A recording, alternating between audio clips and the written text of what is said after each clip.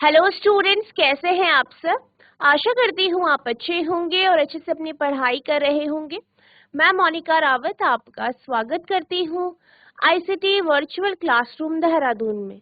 बच्चों, आज हम क्लास 12th का जो आपका सब्जेक्ट है फिजिक्स, उसका chapter moving charges and magnetisation को कंटिन्यू करेंगे। पिछले लेक्चर में हमने जो है मैग्नेट के बेसिक कॉन्सेप्ट्स के बारे में जाना था।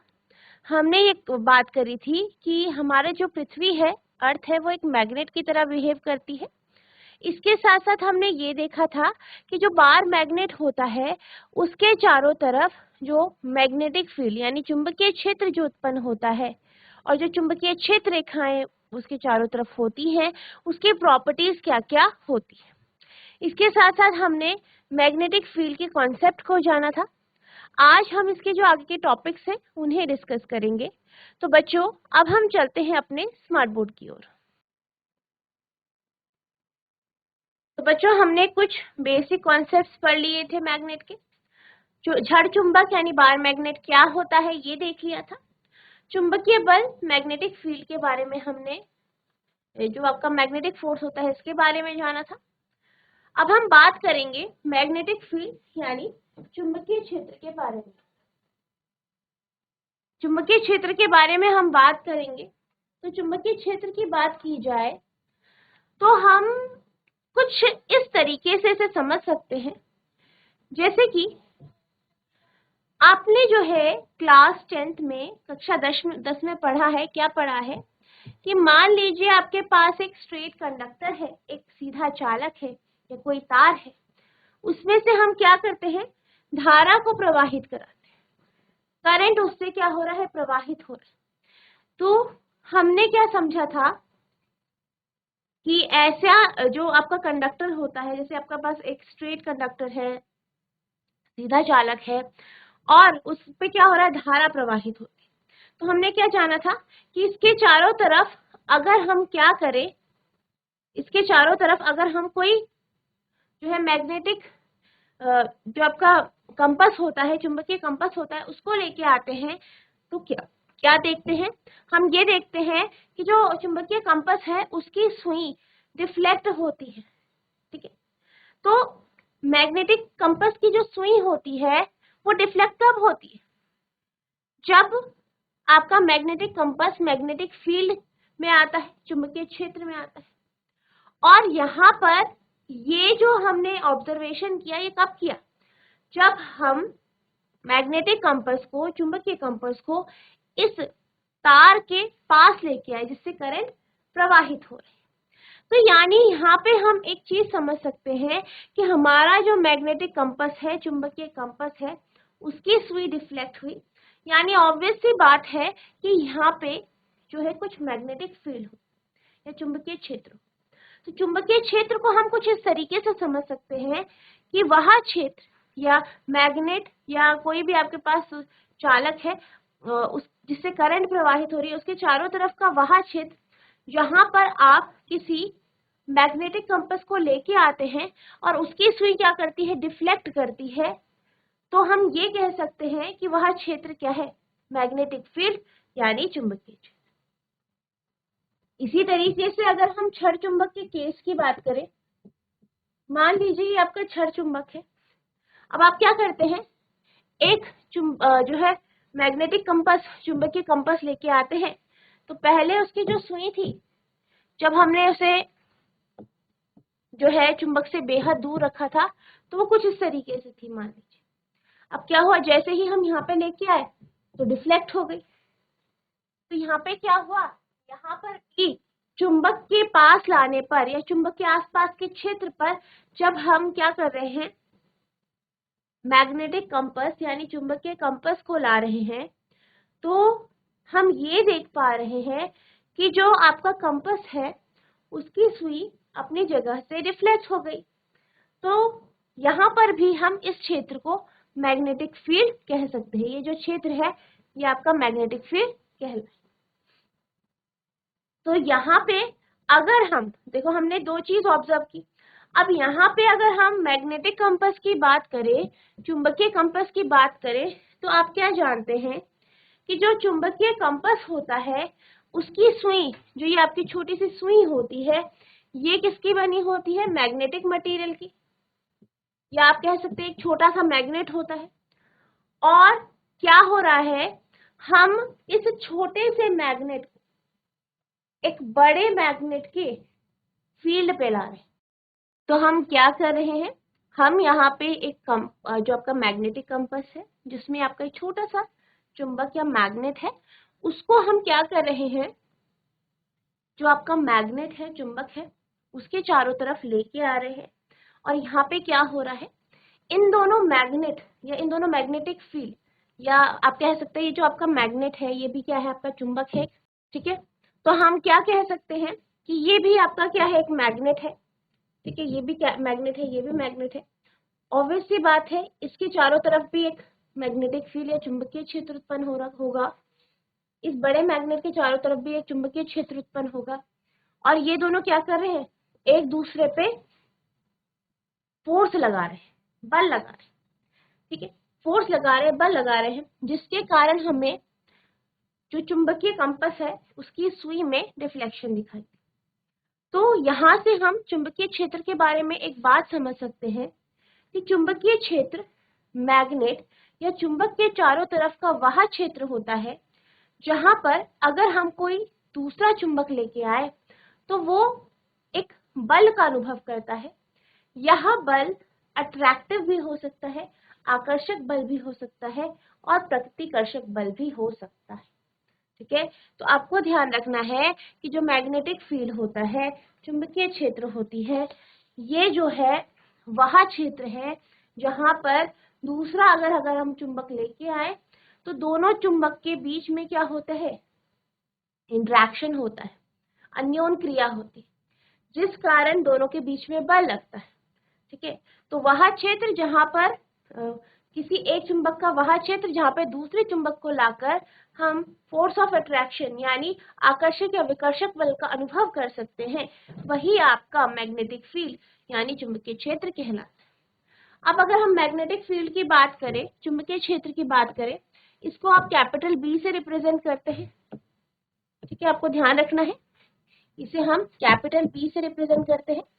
ये क्या है, आपकी एक वेक्टर क्वांटिटी होती है और इसकी जो यूनिट है वो क्या है, आपका टेस्ला, ठीक है, या आप इसे लिख सकते हैं वेबर पर मीटर,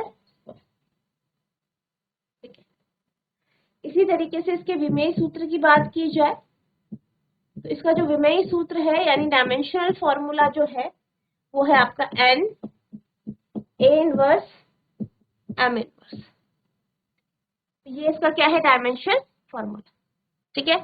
अब हम यहाँ पे इसको एक बार डिफाइन कर लेते हैं, आपको किस तरीके से इसकी परिभाषा लिखनी है ये हम देख लेते हैं। Magnetic field is defined as the region around a magnet in which force of attraction or repulsion produced by the magnet can be detected in magnetic field, is magnetic field। यानी अगर हम चुंबकीय क्षेत्र की बात करें तो चुंबकीय क्षेत्र चुंबक के चारों तरफ का वह क्षेत्र होता है जहां पर चुंबक द्वारा आकर्षक या प्रतिकर्षक बल लगाया जाता है। चुंबकीय क्षेत्र को चुंबक के चारों ओर के क्षेत्र के रूप में परिभाषित किया जाता है जिसमें चुंबक द्वारा आकर्षण या प्रतिकर्षण बल का पता लगाया जा सकता है, या जो आपका आकर्षक और प्रतिकर्षक बल है वो लगाया जाता है, ठीक है, उसे चुंबकीय क्षेत्र कहते हैं, ठीक है। तो ये आपका मैग्नेटिक फील्ड है, नोट करेंगे इस तरीके से आप मैग्नेटिक फील्ड की परिभाषा। अब हम बात करते हैं, ठीक है, अब हम बात करते हैं डेरिवेशन की, यानी यहाँ पे हम मैग्नेटिक फोर्स की का डेरिवेशन देखेंगे। जब भी कोई आपका आवेश है वो गतिमान होता है उसके कारण जो है जब उस पर आपका मैग्नेटिक फील्ड लगाई जाती है, यानी मैग्नेटिक फील्ड का यहाँ पे इंटरेक्शन हो रहा है, तो फोर्स का मान क्या होगा इसके बारे में हम बात करें।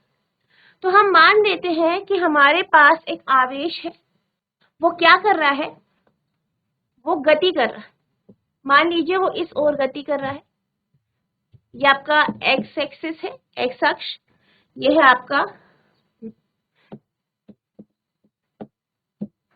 आपका एक्स अक्ष, ये है आपका वाई अक्ष और ये है जेड अक्ष। मान लीजिए एक आवेश है, ठीक है, धनावेश मान लेते हैं। क्यों वो धनावेश है, वो आपका एक्स वाई प्लेन पे गति कर रहा है और उसका जो वेग है वो v। अब वो एक्स वाई वेग पे गति कर रहा है, उस पे क्या किया गया है, मैग्नेटिक फील्ड भी लगाई गई है और जो चुंबकीय क्षेत्र लगाई गई है वह वाई अक्ष की ओर लगाई गई। क्या कहा मैंने, एक आवेश है, वो गतिमान है, वो चल रहा है, ठीक है, और वो किधर चल रहा है, v दिशा जो है एक्स वाई प्लेन में चल रहा है, उसका वेग v है, ठीक है, और उस पे क्या लगाया गया है, आपका मैग्नेटिक फोर्स, मैग्नेटिक फील्ड लगाई गई है, b लगाया गया है, और किस दिशा में, y अक्ष की दिशा में लगाया गया। अब क्या होगा, यहाँ पे अगर हम देखें तो v जो है, v क्या है आपकी, जो आपका आवेश है उसका वेग है। तो इसको अगर हम दो कंपोनेंट में तोड़े, दो कंपोनेंट में स्प्लिट करें, तो हमारे पास क्या आ जाएगा, एक होगा आपका v cos थीटा और दूसरा v sin थीटा, ठीक है। तो आपका जो v cos थीटा होगा वो आपका y अक्ष की तरफ हो जाएगा और v sin थीटा आपका x अक्ष की तरफ हो जाएगा। हम यहाँ पे मान लेते हैं कि ये थीटा एंगल से यहाँ पे क्या कर रहा है, चल रहा, ठीक है। तो थ्योरी लिख लेते हैं। मान ले एक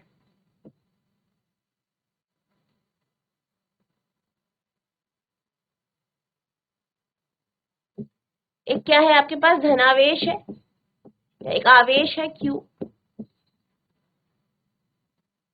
वो क्या कर रहा है, वहां एक समान चुंबकीय क्षेत्र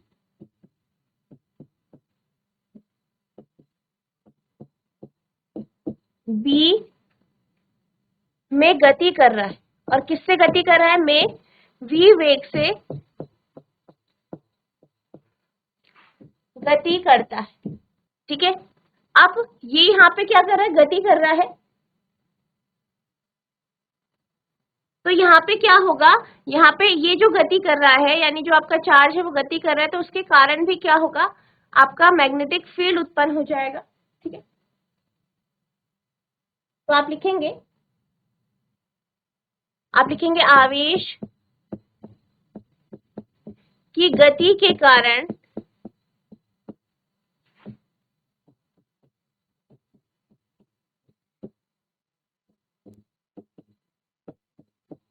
चुंबकीय क्षेत्र उत्पन्न होगा और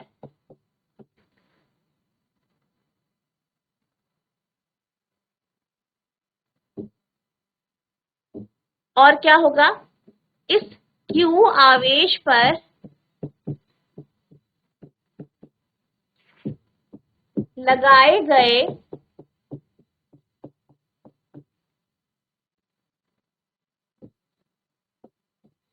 चुंबकीय क्षेत्र के कारण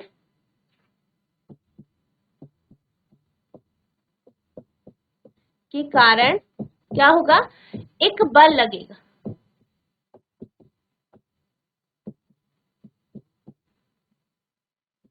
ठीक है, एक क्या लगेगा, बल लगेगा।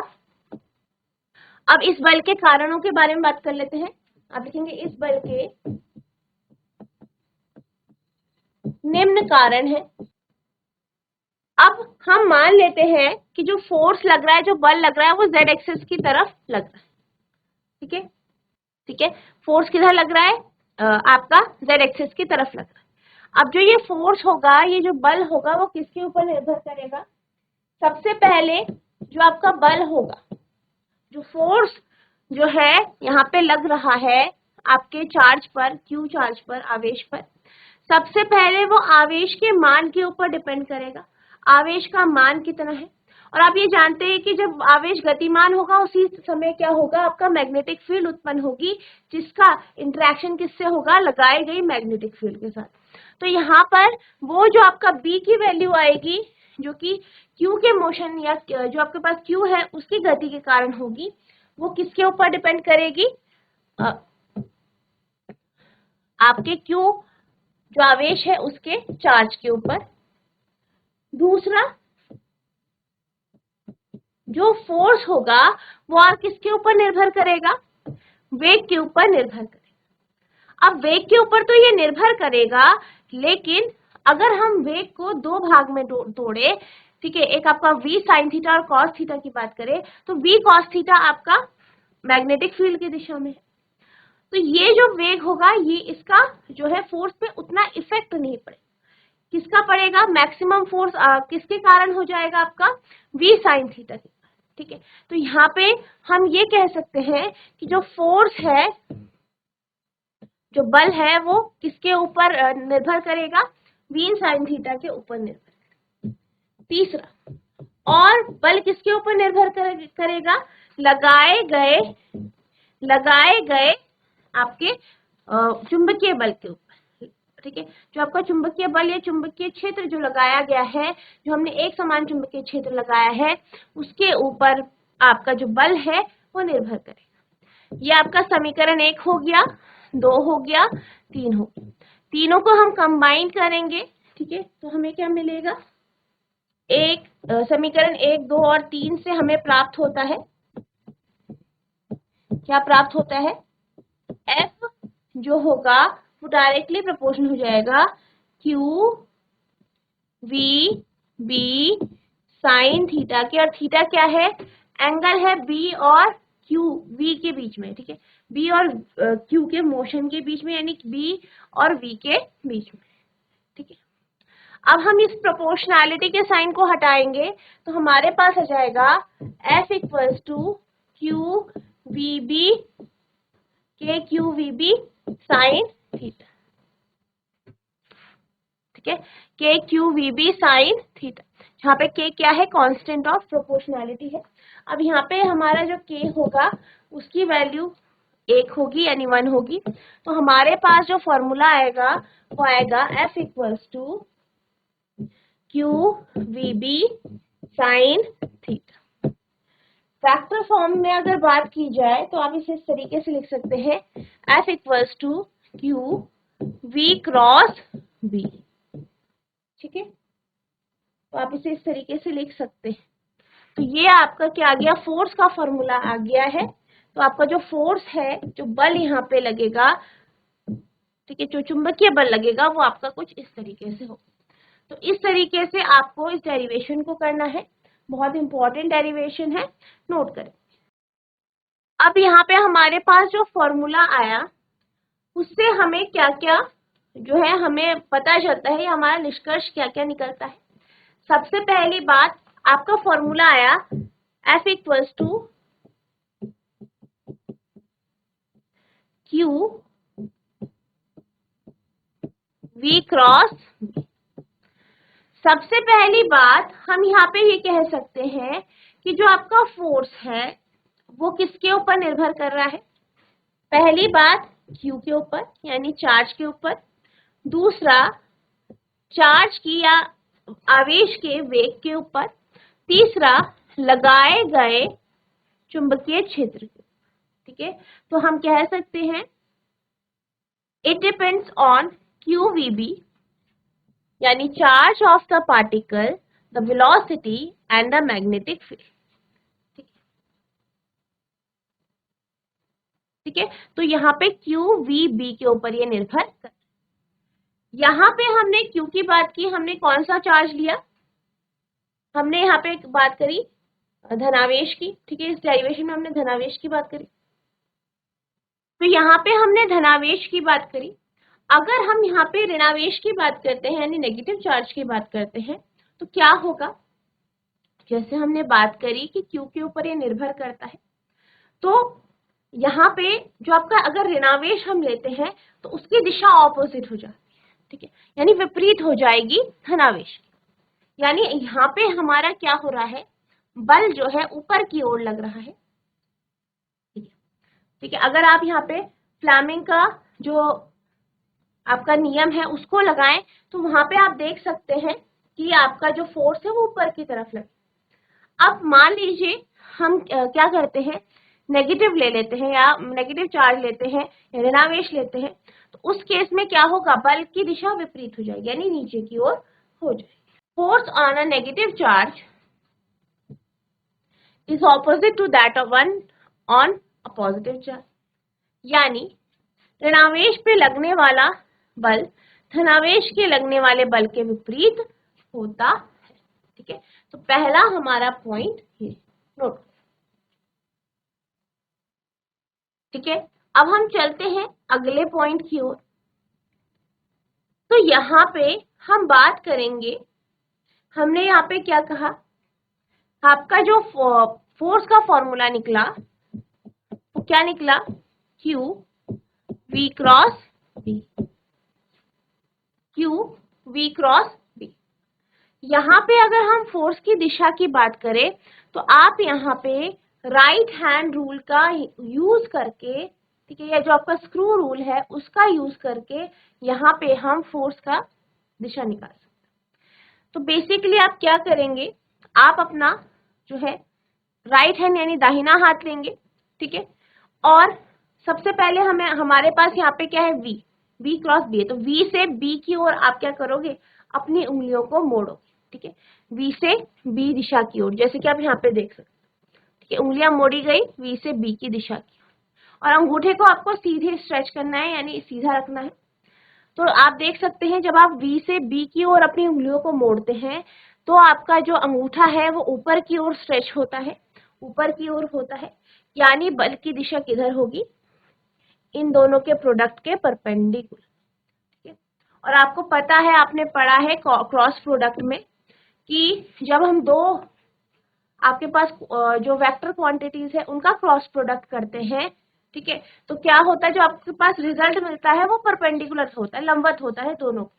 ठीक है, तो आपका इसी तरीके से यहाँ पे बल निकले। The magnetic force Q VB includes a vector product of velocity and magnetic field. क्या कहा गया है, जो मैग्नेटिक फोर्स है, चुंबकीय बल है Q V क्रॉस B, तो यहाँ पे जो इसका सदिश जो गुणनफल है वो क्या होगा, आपका वेलोसिटी और जो मैग्नेटिक फील्ड है इसका जो आपका वेक्टर प्रोडक्ट होगा वही यहाँ पे आपका बल होगा। The vector product makes the force due to magnetic field vanishes become zero if velocity and magnetic field are parallel और antiparallel। इसमें एक और बात कही गई है, क्या कहा गया है कि अगर हम V को खत्म कर दें या V को वैनिश कर दें, पहली बात मान लीजिए आपका जो है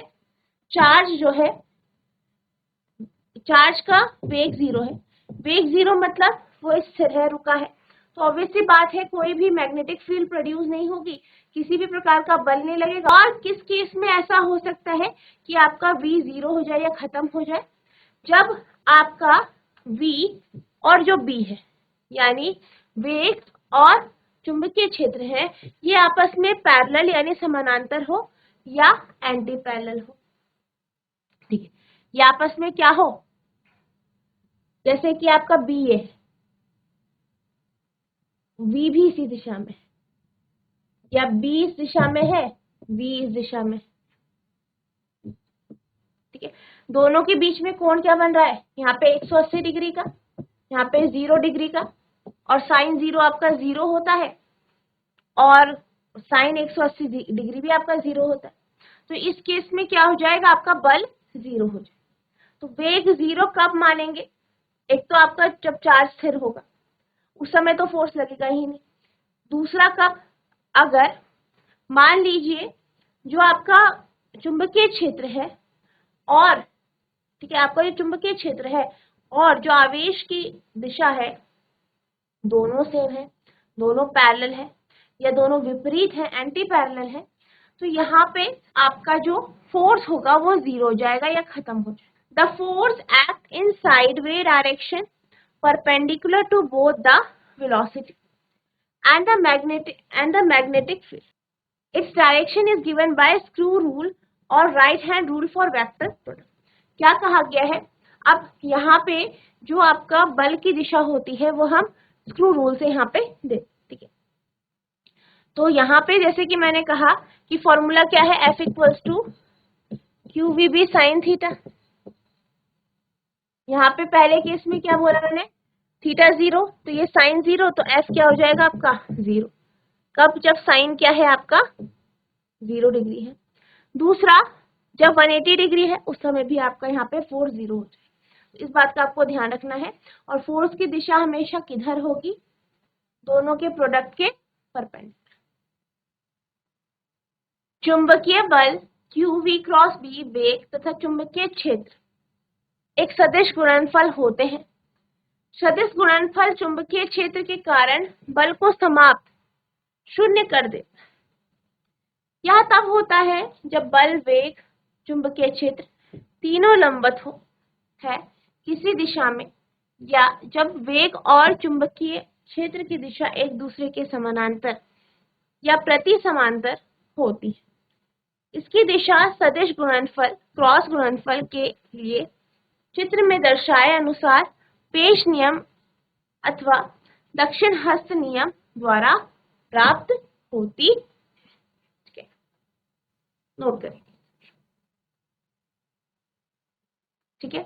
अब तीसरा पॉइंट क्या है, वही जो मैंने आपको कहा कि अगर वेग शून्य हो जाए, मतलब आवेश कैसा है, स्थिर अवस्था में, ठीक है, रुका हुआ है, स्थिर, ठीक है, तो क्या होगा आपका यहाँ पे करंट होगा ही नहीं, करंट प्रोड्यूस नहीं होगी, धारा उत्पन्न नहीं होगी तो चुंबकीय क्षेत्र उत्पन्न नहीं होगा, आई उत्पन्न नहीं होगी तो चुंबकीय क्षेत्र उत्पन्न नहीं होगा, चुंबकीय क्षेत्र यहाँ पे उत्पन्न नहीं होगा तो आपके जो मैग्नेटिक फील्ड या चुंबकीय क्षेत्र आपके द्वारा लगाया गया है उसके साथ इंटरेक्शन नहीं होगा, और क्या होगा आपका फोर्स भी आपका 0 हो जाएगा।